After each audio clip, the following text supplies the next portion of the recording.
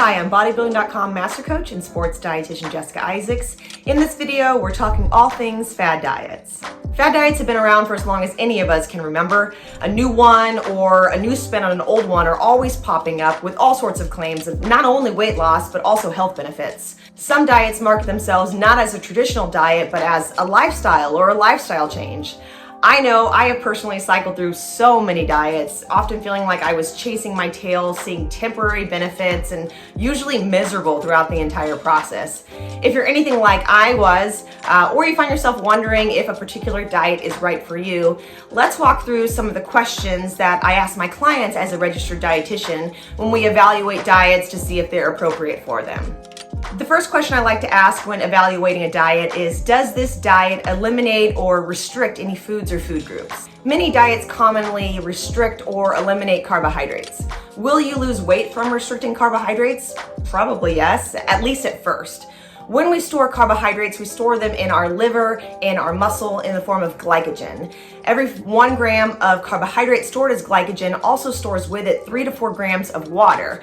So whenever we restrict or eliminate carbohydrates, we deplete not only our glycogen stores, but all that water stored along with it. That's why initially, if we're on a carb-controlled diet like keto, for instance, we may initially see a big weight loss of multiple pounds even in that first week, but this is largely water weight lost.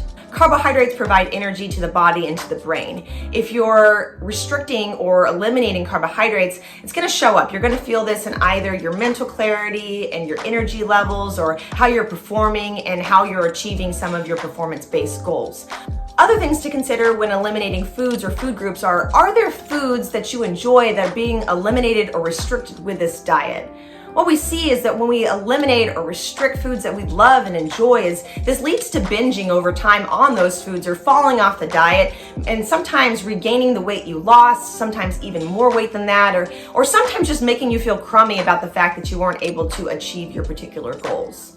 Additionally, different foods and food groups offer different nutrients and vitamins and minerals. Restricting or eliminating those foods could lead to nutrient deficiencies over time as well. The second question I like to ask when a client is considering a diet is, do you enjoy the foods that are included in this diet? A diet may sound promising, but if you don't particularly enjoy the foods that are included in the diet or plan, chances are you're not going to stick to it. Just as we want to be cautious of restricting or eliminating foods that we enjoy, as that's going to lead to failure, if you're having to force feed yourself by day 4, chances are this diet's probably going to be short-lived for you and you're not going to be successful on it. The next question is a big one. Does this diet or plan fit into your lifestyle, or will you have to make any major changes to make this diet work? Starting a new diet or plan involves forming new habits and making changes to existing habits.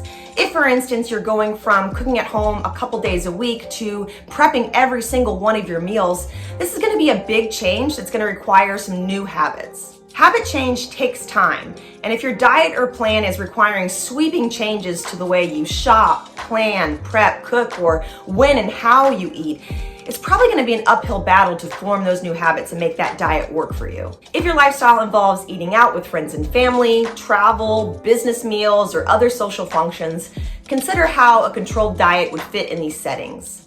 Will you have to sit and watch other people eat and enjoy food, or will you need to bring along your Tupperware with your prepared meal with you? If this is something that's going to be challenging for you to commit to, this diet may not be a great option for you.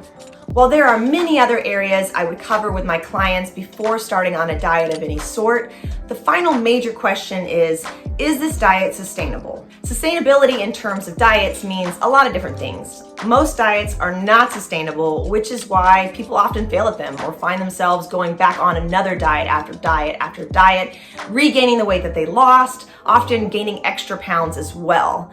A temporary change is not going to lead to long-term success, so sustainability when it comes to a diet is key. To evaluate if a diet is sustainable for you, consider, can I afford the foods included in this plan? Can I commit the time to plan, shop, and prep the foods included in this diet or plan? Again, do I enjoy those foods? Do I have family members or friends that are going to support this change that I'm making? Do I have a partner or children that I have to prepare different meals for, and is that going to work for me? Are there any nutrients that this particular diet lacks that I'm going to need to supplement? And then can I afford those supplements? Is this diet flexible at all for travel or vacation or holidays? Do I know how to make adjustments if needed to this diet or plan? If the answer to these questions is no, or you're not sure, this diet is probably not going to be a good fit for you. So what I recommend instead of going on a fad diet? Well, it depends on your particular goals, but if your goal is weight loss, then all diets really work the same way by creating a calorie deficit.